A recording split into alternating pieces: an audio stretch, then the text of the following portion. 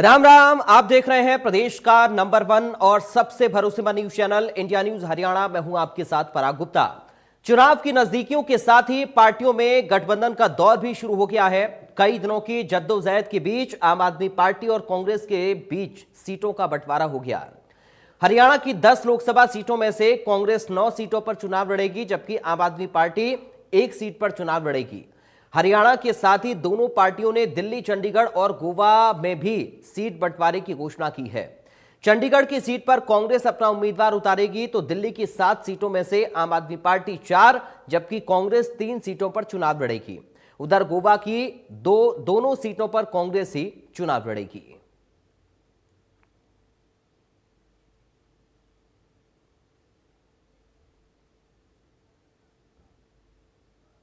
तो किन किन राज्यों में आम आदमी पार्टी और कांग्रेस के बीच में गठबंधन हुआ है, ये सबसे पहले आपको बताते हैं। किसको कितनी, कहां पर सीटें और कौन कितनी सीटों पर चुनाव लड़ रहा है। तो देखिए, दिल्ली, गुजरात, हरियाणा और गोवा में आप और कांग्रेस के बीच में गठबंधन हुआ है। आम आदमी पार्टी 1 सीट हरियाणा में चुनाव लड़ेगी और कांग्रेस पार्टी 9 सीटों पर चुनाव लड़ेगी। गठबंधन में ये सीट शेयरिंग का फॉर्मूला तय हुआ है। ये हरियाणा का फॉर्मूला आपको बता रहे हैं। गुजरात में आम आदमी पार्टी 2 सीटों पर चुनाव लड़ेगी। कांग्रेस पार्टी 24 सीटों पर चुनाव लड़ेगी। तो ये सीट शेयरिंग का फॉर्मूला तय हुआ है आम आदमी पार्टी और कांग्रेस पार्टी के बीच में। गोवा में 2 सीटों पर कांग्रेस पार्टी को दोनों सीटों पर चुनाव लड़ना है। दिल्ली में आम आदमी पार्टी 4 सीटों पर और कांग्रेस पार्टी 3 सीटों पर चुनाव लड़ेगी। तो आम आदमी पार्टी और कांग्रेस पार्टी के बीच में हुए गठबंधन को लेकर ये आपको सीट शेयरिंग का फॉर्मूला हम दिखा रहे हैं। कौन कितनी सीटों पर, कहां पर, किस पार्टी को चुनाव लड़ना है। दिल्ली में 7 में से 4 सीटों पर आम आदमी पार्टी चुनाव लड़ेगी और 3 सीटों पर कांग्रेस पार्टी चुनाव लड़ेगी। दिल्ली लोकसभा में 7 सीटें हैं। आम आदमी पार्टी 4 पे लड़ेगी। वो 4 सीटें नई दिल्ली, वेस्ट दिल्ली, साउथ दिल्ली और ईस्ट दिल्ली। कांग्रेस पार्टी 3 सीटों पर दिल्ली में चुनाव लड़ेगी।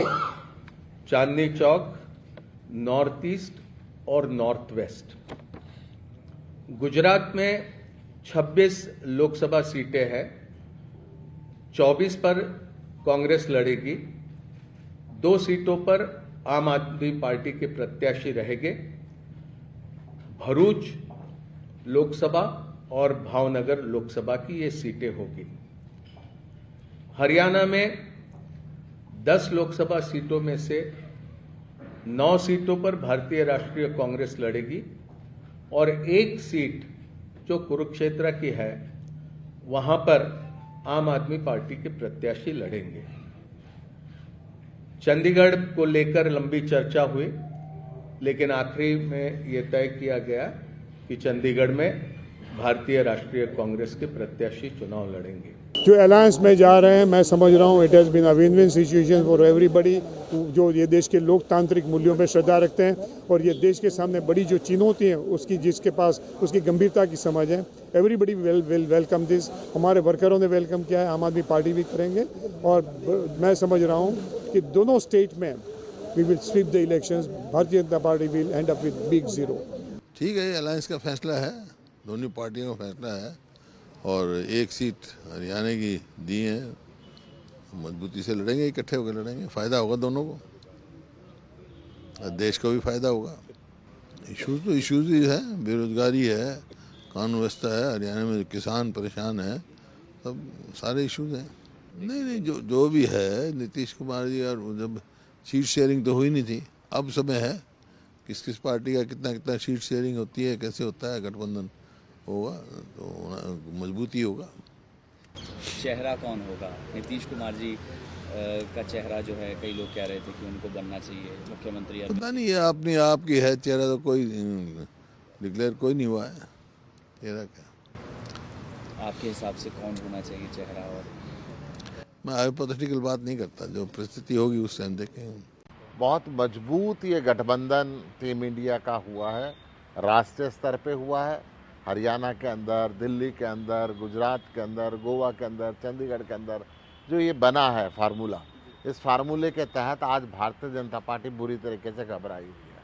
हरियाणा में 10 की 10, दिल्ली में 7 की 7 सीटें अब टीम इंडिया को आने वाली है। टीम इंडिया के अंदर आम आदमी पार्टी और कांग्रेस का जो गठबंधन हुआ है, ये इसी से घबराई हुई भारतीय जनता पार्टी अब अरविंद केजरीवाल जी को गिरफ्तार करना चाहती है, वो मैसेज भिजवा रही है। तो आज ये लोकतंत्र की बहाली के लिए चुनाव है, इस देश की संवैधानिक संस्थाओं को बचाने के लिए चुनाव है, इस देश को विकसित करने के लिए चुनाव है। 10 की 10 सीटों पर मजबूती के साथ लड़ाई लड़ी जाएगी। ये बात ये नहीं है कि किसको कहाँ कितनी मिली, ये है कि टीम इंडिया का पार्ट 10 की 10 सीटों पर लड़ेगा और 10 की 10 सीटों पर मेहनत करके हम 10 सीटें जीतेंगे। भाजपा डरी हुई है, भाजपा घबराई हुई है, भाजपा इस गठबंधन के बाद बुरी तरीके से घबरा गई है और यही कारण है कि वो अरविंद केजरीवाल जी को गिरफ्तार करना चाहते हैं। आम आदमी पार्टी का जन्म भ्रष्टाचार के खिलाफ आंदोलन से हुआ था। वो उस कोस करके कांग्रेस वालों पे आरोप लगाते थे। एक देखिए केजरीवाल जी ने कैसी पलटी मारी है। जिस पार्टी में उनके नेताओं पर आरोप लगा लगा करके वो पार्टी का जन्म हुआ, अब उससे हाथ मिला रहे हैं। जनता बहुत समझदार है, जनता इनको स्वीकार नहीं करेगी। तो रिएक्शन आपने सुन लिए कांग्रेस और आम आदमी पार्टी के इस गठबंधन को लेकर, सीट शेयरिंग को लेकर। हमारे साथ कुछ खास मेहमान जुड़ गए हैं, सीधा आपका परिचय कराएं, उसके बाद इसी पर आज चर्चा करेंगे। बीजेपी से प्रवक्ता प्रोफेसर विधु रावल हमारे साथ हैं। प्रोफेसर विधु रावल जी, आपका स्वागत है। कांग्रेस पार्टी से प्रवक्ता बजरंग दास गर्ग हैं। बजरंग दास जी, आपका स्वागत है। इनेलो से प्रवक्ता ओंकार सिंह हैं। ओंकार सिंह जी, आपका स्वागत है। और डॉक्टर मनवीर छिल्लर, आम आदमी पार्टी से प्रवक्ता हमारे साथ हैं। डॉक्टर मनवीर जी, आपका स्वागत है। सबसे पहले बजरंग दास जी, शुरुआत आपके साथ कर रहा हूं। मजबूती कितनी मिलेगी आम आदमी पार्टी के साथ कांग्रेस को गठबंधन करके? पराग जी, जनता की डिमांड के ऊपर आज जहां तक पूरे देश की जनता भारतीय जनता पार्टी से बेहद दुखी है और इससे मुक्ति चाहती है। देश है चाहे प्रदेश है, और जनता चाहती थी इस तानाशाही सरकार को भी चलता करने का जनता मन बना चुकी है। आपने पराग जी देखा जिस प्रकार देश का किसान दुखी, सरकारी कर्मचारी दुखी, आम व्यक्ति दुखी, व्यापारी दुखी, उद्योगपति दुखी, चुने सरपंच दुखी, आंगनवाड़ी महिला दुखी, छात्र दुखी। किस प्रकार इस सरकार ने दौड़ा दौड़ा कर, लाठियां मार मार कर पीटने का काम किया, झूठे मुकदमे बना बना कर जेलों में डालने का काम किया। इनके राज के अंदर 750 किसान पहले शहीद हो गए, 3 किसान शहीद हो गए, और जहां तक कि पूरा हरियाणा को, पंजाब को चारों तरफ से सील करके, और जिस प्रकार हरियाणा और पंजाब को कैद किया गया है, दिल्ली को कैद किया गया है, जनता में बड़ी भारी सरकार के प्रति नाराजगी है। और जनता चाहती थी भाई इस सरकार को चलता करना है। भी बार बार इनके आंकड़े आ रहे हैं। हरियाणा में अब की बार 80 पार, पहले नारा दिया था अब की बार 75 पार, 40 में टक्के रह गए। अब की बार 400 पार, ये आंकड़ा पार कर नहीं पावे 100 भी। ऐसी स्थिति देश के अंदर बनी हुई है। ये सिर्फ सरकार 3 आदमी के दम पे चल रही है, एक ईडी, एक सीबीआई, एक इनकम टैक्स। सरकारी मशीनरी का, सरकारी तंत्र का दुरुपयोग करके ये विपक्षी नेताओं को दबाने का काम कर रही है। कोई भी आदमी अपनी बात उठाने के लिए जनता के बीच जाए, अपनी बात मतलब जनता की आवाज उठाता है, उसके पीछे ईडी छोड़ देते हैं। ठीक है सर। आपके सामने है जम्मू कश्मीर का जो गवर्नर है, उसकी स्थिति क्या करी? जो भारतीय जनता पार्टी में था, इन्होंने गवर्नर बनाया और उन्होंने प्रधानमंत्री जी की पोल खोलनी शुरू कर दी। बीजेपी। ठीक है सर, चलिए मैं लौटूंगा। मैं गठबंधन पर ही बात कर लेते हैं, सीट शेयरिंग को लेकर, चुनाव को लेकर ही बात कर लेते हैं। मनवीर छिल्लर साहब का एक रिएक्शन लूंगा, फिर मैं विधु रावल जी आपके पास, और फिर ओंकार सिंह जी आपके पास आ रहा हूं। मनवीर जी, ये जो आम आदमी पार्टी और कांग्रेस पार्टी के बीच में गठजोड़ हुआ है, एक तो लंबे समय से इंतजार हो रहा था कि कब सीट शेयरिंग का फॉर्मूला तय होगा, कब आप लोग आपस में सहमति जता लेंगे। सहमति तो अब जता ली है, लेकिन इंडी गठबंधन के सामने एनडीए को चुनौती आप लोग कितने हद तक दे पाएंगे, कितनी मजबूती के साथ दे पाएंगे, और इतना वक्त आखिर क्यों लगा? देखिए पराग जी, इंडिया गठबंधन एनडीए को, बीजेपी नहीं, बीजेपी अकेली नहीं है, बीजेपी के साथ जो कहते थे एक अकेला सब पे राग की आवाज नहीं आ रही भाई साहब की। गठबंधन बना। मैं ठीक कराता हूं सर। हेलो, मनवीर जी आप बोलिए। तो जो कहता था कि एक अकेला सब पे भारी, जैसे इंडिया गठबंधन बोला बना तो बोले कि हम अकेले नहीं, हम 38 दल है। तो ये पहला डर था जब सबसे पहले उन्होंने उनका डर दिखा। उसके बाद आपने कहा कि कैसे हराएंगे, तो अभी चंडीगढ़ चुनाव इस चीज का प्रमाण है कि इंडिया गठबंधन की पहली जीत वहां पर हुई और लोकतंत्र की भी जीत वहां हुई। और आपने देखा कि कैसे बीजेपी ने वहां लोकतंत्र की दिन दहाड़े हत्या की है, उसका गला घोटने की कोशिश की। और इंडिया गठबंधन ने मजबूती से ना केवल चुनाव के मैदान में, ना केवल कोर्ट में और जनता के बीच में कैसे एनडीए को, बीजेपी को करारी शिकस्त दी और इनका चेहरा बेनकाब किया जनता के सामने, वो सबके सामने है। और देखिए यहां पर आप कह रहे हैं कि इतना समय लग गया। देखिए कोई सीट महत्वपूर्ण नहीं है, कोई पार्टी महत्वपूर्ण नहीं है, कोई व्यक्ति महत्वपूर्ण नहीं है, बल्कि आज देश महत्वपूर्ण है, लोकतंत्र महत्वपूर्ण है, आजादी का विचार महत्वपूर्ण है। किसी भी पार्टियों की राजनीतिक लड़ाइयां हो सकती है, लेकिन ये तभी संभव है जब यहाँ पर लोकतंत्र रहेगा, लोकतंत्र बचेगा। आज देश तानाशाही की तरफ जा चुका है। ठीक है, लोगों के तो 6 मूल अधिकार संविधान ने दिए हैं, वो भी आज नहीं है। अभिव्यक्ति की आजादी खतरे में है। लोग स्वतंत्र रूप से एक जगह से दूसरी जगह नहीं जा सकते, जैसे हरियाणा पंजाब के बॉर्डर को पाकिस्तान का बॉर्डर बना दिया गया है। तो ठीक है, आज दिख रहा है कि देश में किस तरीके का माहौल है। और प्राची यतो धर्म ततो जय, जहां धर्म होगा वहीं पर विजय होगी।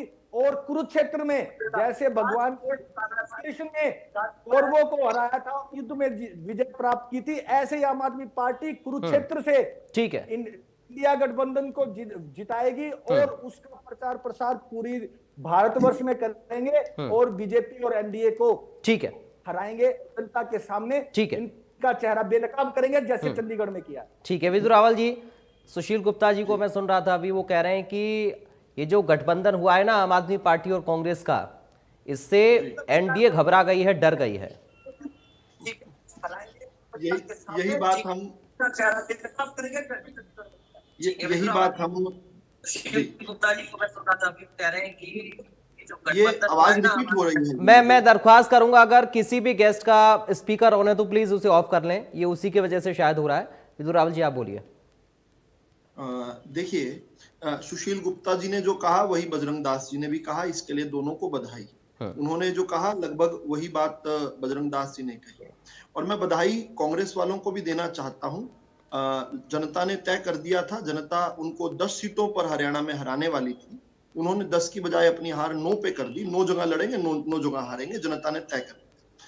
और आम आदमी पार्टी को भी बधाई देना चाहता हूं, उनकी तो 10 जगह जमानत जब्त होती। देखिए देश के राजस्व में तो वृद्धि होती, लेकिन आम आदमी पार्टी का तो पैसा खराब होता है ना 10 जगह चुनाव लड़के।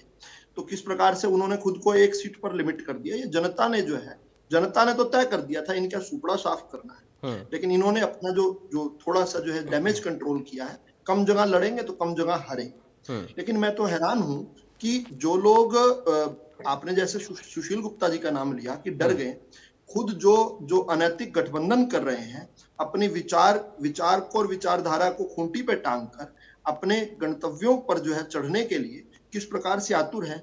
फिर कहते हैं जनता दुखी है, जनता मन बना चुकी है। अरे जनता मन बना गई तो नॉर्थ और साउथ पोल को मिलने की जरूरत ही नहीं होती, ये तो डेस्परेशन में मिल रहे हैं। ये किस प्रकार से अपने परिवार बचाओ जो पार्टियां हैं या कुछ प्रॉपर्टी बचाओ पार्टियां हैं, ये जो अनहोली अलायंस है, ये हुआ क्यों है? जनता दुखी होती तो इनको तो ये कोशिश करनी चाहिए थी, कैश करते अगर जनता। लेकिन इनको पता है कि जनता जो है मोदी जी को तीसरी बार प्रधानमंत्री के रूप में देखना चाहती है, और अब की बार भाजपा को 370 और एनडीए को 400 से अधिक सीटें देना चाहती है। इसलिए जो है इन्हें पता है कि इनके writing is on the wall. तो किस प्रकार से अपने डैमेज को लिमिट करने के लिए लोग खड़े हुए हैं। फिर यही लोग, मैं बड़ा हैरान हूं कि जब ये चुनाव में जाएंगे तो वही लोग होंगे, एक तरफ तो कांग्रेस पार्टी के बारे में भगवंत मान, जो मैं अंडरस्टैंड करता हूं कि आम आदमी पार्टी में दूसरे नंबर के लीडर हैं। भाई मुख्यमंत्री तो 2 ही है, एक केजरीवाल है, एक भगवंत मान है। भगवंत मान ने कहा था कि दुनिया की सबसे छोटी स्टोरी जो माएं अपने बच्चों को सुनाएगी वो है एक थी कांग्रेस। यानी उस जिस पार्टी जो खत्म हो गई, भाई विधु रावल नहीं कह रहा कि कांग्रेस के पल्ले कुछ नहीं है, ये बात तो कांग्रेस की अभी नई बनी सहयोगी उनके बारे में रखती है, यानी एक इंडिपेंडेंट व्यू है कि कांग्रेस के पल्ले कुछ नहीं है। और आम आदमी पार्टी ये भी कहती थी कि हुड्डा है भाजपा का गुड्डा, तो अब बड़ा दिलचस्प होगा कि वही भूपेंद्र सिंह हुड्डा के साथ मंचों पर बैठकर कैसे करेंगे। वैसे ये भी हो सकता है कि एक ही सीट पर चुनाव जो है आम आदमी पार्टी लड़े और बाकी 9 सीटों से कोई सरोकार न रखे, और 9 सीटों पर चुनाव जो है कांग्रेस पार्टी लड़े, उस एक सीट पर कोई सरोकार न रखे। फिर गठबंधन किस बात का। अच्छा, मैं आम आदमी पार्टी वाले जो प्रवक्ता भाई हैं उनकी बात को भी सुन रहा था, वो किस प्रकार से जो है उन्होंने अपनी राजनीतिक जो उन्होंने यू टर्न लिया, डिग्री का जो सीधा ही शिफ्ट मारा है, किस प्रकार से कहते थे भ्रष्टाचार को जड़ से मिटाना है, भ्रष्टाचार को जड़ से मिटाना है, और फिर भ्रष्टाचार को दोनों हाथों से पकड़ लिया। थोड़ा सा रुक जाइए प्रयाग जी, बात पूरी हाँ, आप पूरी करिए, आप पूरी करिए। किस तरह कहते थे भ्रष्टाचार को जड़ से मिटाना, फिर जोर से पकड़ लिया और बाहर ना निकलने दिया, कस के पकड़ लिया आम आदमी पार्टी ने और सारा अंदर भी संभाल लिया। आज किस प्रकार से शीश महल बनाने के बाद और जो है शराब घोटाला करने के बाद ईडी से भागते फिर रहे हैं, और किस प्रकार से लालू जी जो कन्विक्टेड है, देश के कोर्ट ने उनको भ्रष्टाचारी जो है करके सजा दी हुई है, उनको पकड़ लिया। फिर कहते हैं लोकतंत्र खतरे में है। जिस पार्टी ने लोकतंत्र पर सबसे बड़ा कलंक लगाया इस देश के अंदर, कांग्रेस पार्टी जिसने इमरजेंसी थोपी, उसके साथ बैठकर कैसे कह देती है लोकतंत्र खतरे में है। और तीसरी जो बात थी, जो इंडिया अगेंस्ट करप्शन के दिनों से जो चल रही थी, किस प्रकार से निर्भया जब कांड हुआ था उसमें कितना इन्होंने हू हल्ला काटा था और कितनी उस समय जो है अपने आप को स्थापित करने की कोशिश की थी निर्भया की कीमत पर। तो मैं अपनी बात पूरी करते हुए ये बात पूछना चाहूंगा कि एक निर्भया, एक नहीं, वो एक निर्भया के लिए दिल्ली के अंदर इतना बवाल काटा था, अब वहां पर एक नहीं, सैकड़ों नहीं, हजारों जो पश्चिम बंगाल के अंदर निर्भयाएं जो हैं वो चीख चीख कर कह रही हैं, वो बार बार संदेश खली के अंदर बोल रही हैं, उनके साथ कितना उत्पीड़न हुआ है, लेकिन हिम्मत नहीं इनके जबान से एक शब्द निकल जाए।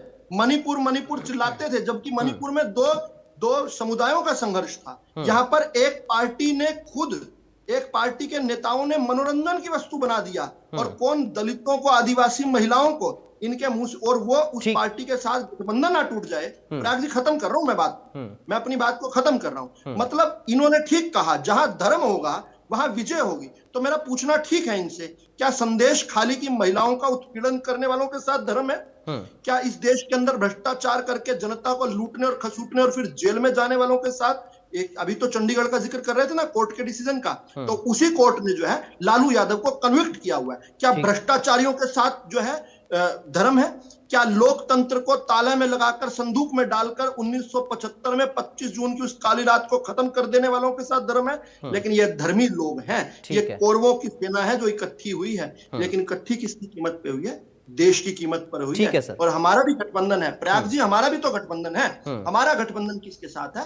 भारत के हितों के साथ भाजपा का गठबंधन है, भारत की जनता के विश्वास के साथ भारत का गठबंधन है, भारत के विकास के साथ भाजपा का गठबंधन है। भाजपा का गठबंधन भारत की उत्कृष्टता के साथ है, उत्कृष्टता के साथ है, उत्कर्ष के साथ है। हमारा भी गठबंधन है, इनका भी गठबंधन है, धर्म हमारे साथ है, ये अधर्मी है। ठीक है, ओंकार सिंह जी के पास जा रहा हूं, फिर बनबीर जी गर्ग साहब आपके पास आऊंगा। ओंकार सिंह जी, अब तो एक सुर में बोल रहे हैं आम आदमी पार्टी और कांग्रेस, उधर विधु रावल जी को भी आपने सुना, वो अपनी बात कह रहे हैं और कहा कि मुकाबला करने के लिए हम पूरी तरह से तैयार हैं। इनेलो कहां पर खुद को खड़ा हुआ देख रही है? पराग जी, सबसे पहले तो मैं अपने भाई बजरंग दास गर्ग जी को और मनवीर छिल्लर जी को बधाई देता हूँ, और विधु रावल जी को भी सांत्वना देता हूँ। भाई इतना एक्साइटेड भी ना, बधाई दे दीजिए 10 की 10 सीटें जीतने की पहले ही दे दीजिए।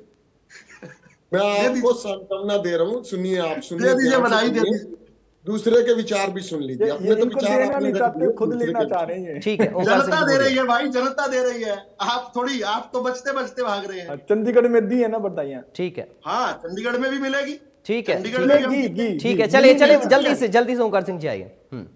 पराग जी देखिए, मेरे को अपनी बात रखने देंगे तभी तो बात कीजिए। ओंकार जी कीजिए, हो गया मजाक, हो गया बात। देखिए, एक बात तो स्पष्ट है, आज देश और प्रदेश की जनता जिसको ये धर्मी सरकार कह रहे ना, इस अधर्मी और ये अलोकतांत्रिक बोलूंगा मैं, क्योंकि इसको तो सुप्रीम कोर्ट बचा रहा है। चंडीगढ़ मेयर के चुनाव में देख लीजिए, इनके मुंह पे चाटा लगा, लेकिन फिर भी इनको महसूस नहीं है। इतने बेशरम किस्म के लोग हैं कि उस लोकतंत्र को सुप्रीम ओमकार कोर्ट जी, चंडीगढ़ के अलावा भी तो सुप्रीम कोर्ट ने बहुत निर्णय दिए। एकमात्र चंडीगढ़ पर चौटाला साहब को भी तो कोर्ट ने जेल में। अच्छा ओंकार सिंह जी, मैं चाहता हूं देखिए चुनाव पर एक बार बहुत जल्दी से हम लोग आ जाएं, क्योंकि छोटा छोटा रिएक्शन रखेंगे तभी हो पाएगा, और हम इधर उधर हम और भी मुद्दों पर चर्चा करेंगे तो फिर उस पर चुनाव पर बात नहीं हो पाएगी।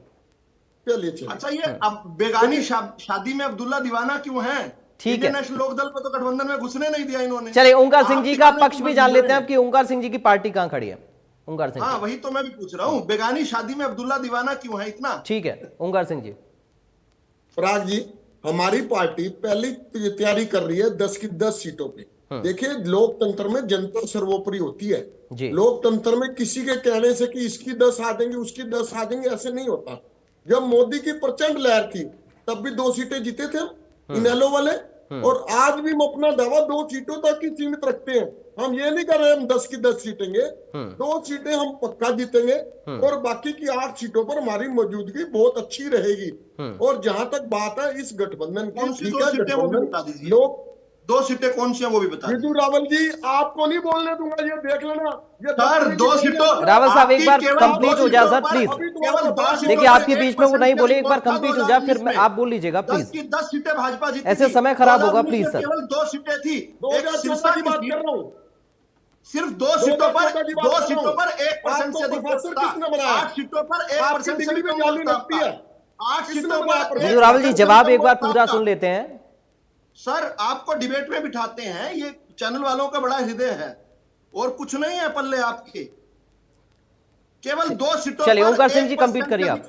वोट थी, और हाईएस्ट जो वोट थी आपकी करण सिंह रोड़ी की 6% वोट थी आपकी। हाईएस्ट वोट जो थी आपकी 6%। 2014 की बात कर रहा हूँ, इस बेवा मैं 2019 की बात कर रहा हूँ सर, और अब 2024 की बात कर रहा हूँ। अब तो 2024 की भी बात करने लग गया हूँ। अब 6% भी आपकी किसी सीट पे आ जाएगी तो नाम बदल देना, मेरा बदल देना, अभी से सोच लो, बता दो मुझे नाम क्या रखने वाले हो मेरा। अगर 6% से अधिक पराग जी हमारा भी नंबर, पराग जी नहीं बुलवा लीजिए, कोई बात नहीं। ओंकार सिंह जी आप कंप्लीट करिए जल्दी से। विदु रावल जी दरख्वास्त करूंगा थोड़ा सा सुन ले, क्योंकि आपने अपना पूरा पक्ष रखा, बाकी लोग को भी सुन लेते हैं। अब ओंकार सिंह जी बहुत जल्दी से रखिए अपनी बात, कंप्लीट करिए। देखिए पराग जी, इंडियन नेशनल लोकदल अपने दम पर पहले भी चुनाव लड़ी थी, 2014 में भी लड़ी थी। उस वक्त मोदी की तब भी हम 2 सीट जीते थे। अब भी हम अपना दावा 2 ही सीट पर रखते हैं।